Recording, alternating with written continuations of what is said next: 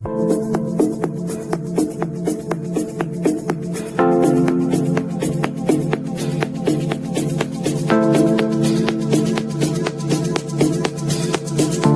alaikum wa rahmatullah, marhaban bikum fi hada al-vidéo. Dans cette vidéo-là, on va voir le courant alternatif monophasique. Donc, tout d'abord, on va commencer par le sommaire de la vidéo. Donc, tout d'abord, on va voir la définition d'un grandeur périodique. Après, on va voir définir c'est quoi la période et c'est quoi la fréquence. On va définir aussi la valeur instantanée et la valeur maximale d'un grandeur périodique. Après, on va voir la valeur moyenne et comment la calculer, la valeur efficace et comment la calculer. Donc, tout d'abord, on va donner une définition d'un grandeur périodique. Donc, un grandeur périodique, c'est l'électrique. Donc, il est soit une tension ou bien une intensité.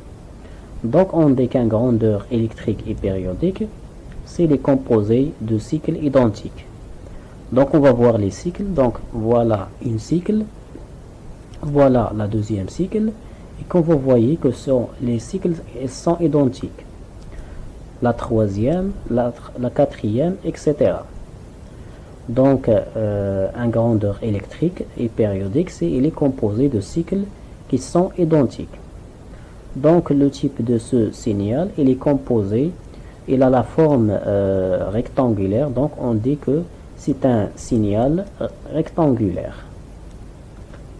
Donc, on va voir un autre signal périodique. Donc, voilà le premier cycle, le deuxième, le troisième, le quatrième, etc. Donc, ce signal-là, il est périodique, il est composé de cycles qui sont identiques et qui se répètent. Donc, la forme de ce signal, il est comme les dents de scie. Donc, on dit que c'est un signal en dents de scie. On va voir un troisième exemple d'un signal périodique. Donc, le premier cycle, le deuxième cycle et là, le troisième cycle. Donc, ce signal-là, il ressemble aux courbes de la fonction sinus. Donc, c'est pourquoi on l'appelle un signal sinusoïdal. Maintenant, on va voir la période. Donc, c'est quoi la période? Par définition, et la durée d'un cycle en secondes. Donc, la durée, c'est le temps, donc en secondes. Donc, voilà un cycle. Donc, il est composé d'une partie positive supérieure à 0 et d'une partie négative inférieure à 0. Donc, tout ça, c'est un cycle. Donc, la durée de ce cycle, c'est la période T. Donc, la période T, c'est la durée d'un cycle. Il est en secondes. Donc, pour illustrer ça, on va voir un exemple de calcul. Donc, voilà, on a ici un signal. Ce signal, il est périodique. C'est un signal sinusoïdal. Donc, voilà la période. Donc, la période, elle est composée de 1, 2, 3, 4, 5, 6, 7, 8. Il est composé de 8 divisions. Donc, pour calculer la période T, on doit savoir que représente une seule division. Donc, on va prendre une échelle. Donc, l'échelle, c'est celui-là. Donc, pour 1 milliseconde pour chaque division. Donc, chaque division, elle représente 1 milliseconde. Ça, c'est verticalement. Horizontalement, donc, chaque division représente 1 volt. Donc, T, pour le calcul de T, donc T, c'est 8 divisions fois 1 milliseconde. Chaque division représente 1 milliseconde. Donc, après calcul, on va voir que T est égal, c'est 8 millisecondes. Troisièmement, on va voir la fréquence. Donc, la fréquence comme définition est le nombre de périodes par seconde. Combien on a de périodes ou bien de cycles par seconde. Donc, ce grandeur-là, il est en Hertz. Donc, Hertz, Hz. Il y a une autre définition pratique pour le calcul de la fréquence. La fréquence s'exprime en fonction de la période par la formule f est égal à 1 sur t. Donc la fréquence est égale à l'inverse de la période. Donc on va voir un exemple. Donc voilà la courbe précédente pour le calcul de la période. Donc on a trouvé que la période est égale à 8 millisecondes. Donc f par définition c'est 1 sur t. Donc on va remplacer t par 8 millisecondes et on va convertir le milliseconde en secondes. Donc 8 millisecondes à quoi est égal? C'est 0,008 secondes. Donc après calcul, on va trouver que f est égal à 125 Hz. Quatrièmement, on va voir la valeur instantanée et la valeur maximale. Donc la valeur instantanée, c'est la valeur de la grandeur électrique ou bien physique en général à un instant donné. Donc on va prendre par exemple un instant t1 sur la courbe. Donc un instant t1, donc on va savoir la valeur de ce grandeur là à cet instant t1. Donc on va faire la projection sur la courbe. Donc on va trouver que c'est pour t1, donc voilà la valeur u1. Donc u1 par rapport au 0, donc la distance ici c'est une division. Donc chaque division représente 1 volt.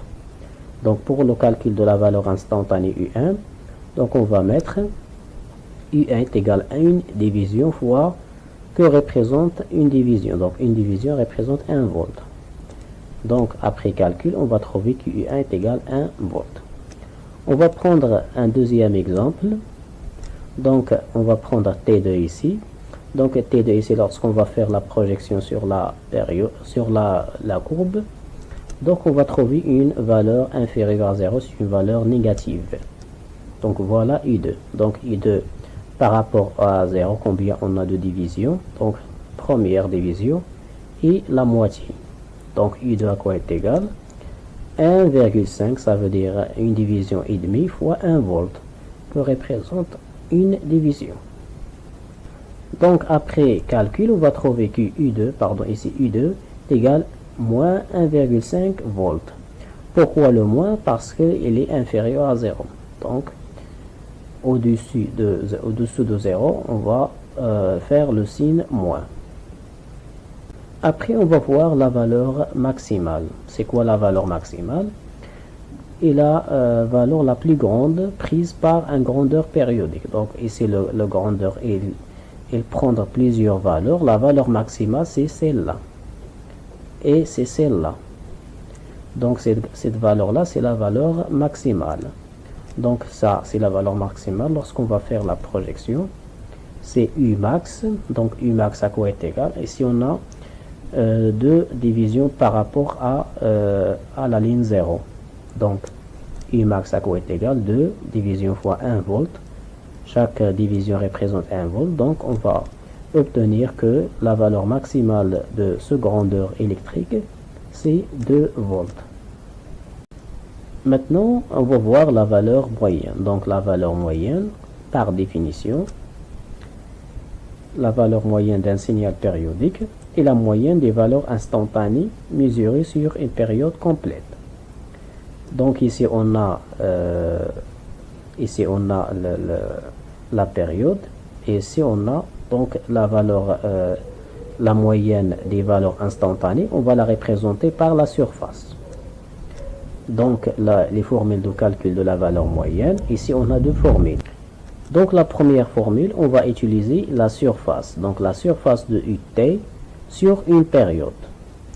La deuxième formule, on va utiliser l'intégrale. Au lieu d'utiliser la surface, on va utiliser l'intégrale. Donc l'intégrale sur la période UT, 1 sur T, sur de 0 à T, de la grandeur électrique U de T. Donc les gens qui n'ont pas encore fait l'intégrale, ils vont utiliser la première formule.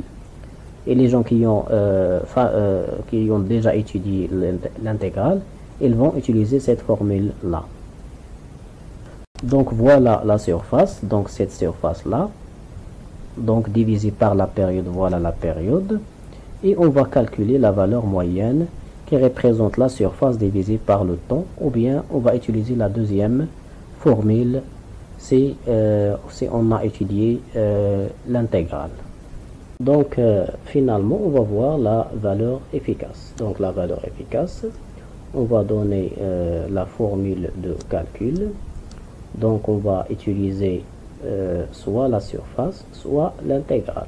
Donc pour la première formule, c'est la racine de la surface au carré divisée par le t, la période. Ou bien on a une autre formule de calcul. Dans le cas où on a déjà étudié l'intégrale, on va utiliser, c'est la racine, le tout de 1 sur t, de 0 à t, de i de t au carré. Donc on a deux formules de calcul. On va utiliser l'une ou l'autre pour calculer la valeur efficace. Donc c'est la fin de cette vidéo là. Merci pour votre attention et à la prochaine.